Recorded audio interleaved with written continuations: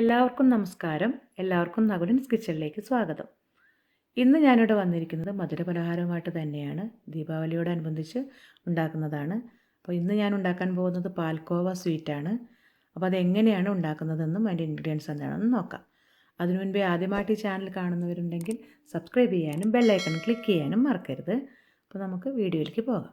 പാൽ 1 ലിറ്റർ, പിസ്ത ആവശ്യത്തിന്, പഞ്ചസാര 1/4 കപ്പ്, നല്ല മധുരം ഇഷ്ടമുള്ളവർക്ക് 1/2 കപ്പ് കൊടുക്കാം കേട്ടോ. ഇതിന് 1/4 കപ്പ് നല്ലപോലെ ഹീപ്ഡ്, അതായത് കുമിച്ചെടുത്തിട്ടുണ്ട്.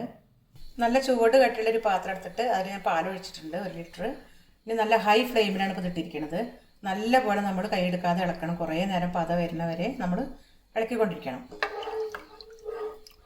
ഇതിങ്ങനെ കുറച്ച് നേരം കൂടി ഇളക്കണം. നല്ലപോലെ പത വരണം. ഹൈ ഫ്ലെയിമിലാണ് ഇപ്പോൾ ഇട്ടിരിക്കുന്നത് തീ.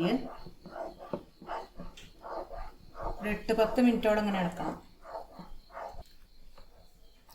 ഇനി ഞാൻ തീ ഒന്ന് മീഡിയം ഫ്ലെയിമിലേക്ക് ആക്കുകയാണ്. ഇങ്ങനെ നമ്മൾ ഒരു പാല് പകുതി ആവണ വരെ ഇളക്കിക്കൊണ്ടിരിക്കണം മീഡിയം ഫ്ലെയിമിൽ. കൈ എടുക്കാതെ ഇളക്കും വേണം, ഇട്ടിട്ട് അങ്ങോട്ട് പോകാൻ പറ്റില്ല. ഇപ്പോൾ ഒരു 1/4 ഭാഗം ചുരുങ്ങിയിട്ടുണ്ട് പാല്. ഇനി ഒരു കുറച്ചും കൂടി വേണം. പകുതിയാക്കണം പാൽ. 1 ലിറ്റർ എന്നുള്ളത് പകുതിയാക്കി എടുക്കണം. ഇത് മീഡിയം ഫ്ലെയിമിൽ തന്നെയാണ് കേട്ടോ പോകും. ഇപ്പോൾ അരമണിക്കൂറായിട്ട് ഇളക്കിക്കൊണ്ടിരിക്കുകയാണ്. ഇതിപ്പോൾ പകുതി ആയിട്ടുണ്ട്. ഇനി നമ്മൾ തീ സിമ്മിലിടണം. ഇനി കുറച്ച് നേരം കൂടി ഇങ്ങനെ കുറുക്കുക. ഇപ്പോൾ പാൽ നല്ലപോലെ കുറുകി. ഞാനൊന്ന് ഒരു 5-8 മിനിറ്റോളം സിമ്മിലിട്ടാണ്, ലോ ഫ്ലെയിമിലിട്ടിട്ടാണ് ഇളക്കിക്കൊണ്ടിരുന്നത്.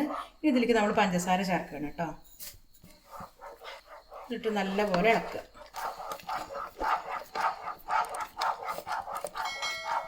നല്ലപോലെ വറ്റി വരണ്ടിട്ടുണ്ട്. ഒന്നും കൂടി ആയിട്ട് വേണം നമുക്ക് വേറൊരു പാത്രത്തേക്ക് ഇട്ടിട്ട് ഉരുട്ടിയെടുക്കാനായിട്ട്. ഇപ്പോൾ ഏകദേശം 3/4 മണിക്കൂറിലധികമായി, അതായത് 1 മണിക്കൂറോളം പിടിക്കും ഇതെല്ലാം കൂടി കുറുകി നമുക്കൊരു പാത്രപ്പരുവാകണമെങ്കിൽ. ഇത് റെഡി ആയിട്ടുണ്ട്. ഇത് പാത്രത്തിനൊക്കെ വിട്ടു പോരുന്നൊരു പരുവായിട്ടുണ്ട്. ഇനി നമുക്കിത് വേറൊരു പാത്രത്തേക്ക് മാറ്റിയിട്ട് ഒരു ഇളം ചൂടോടെ ഉരുട്ടിയെടുക്കാം. ഒരു ഇളം ചൂടാണ്, നമുക്കിതൊന്ന് ഉരുട്ടിയെടുക്കാം.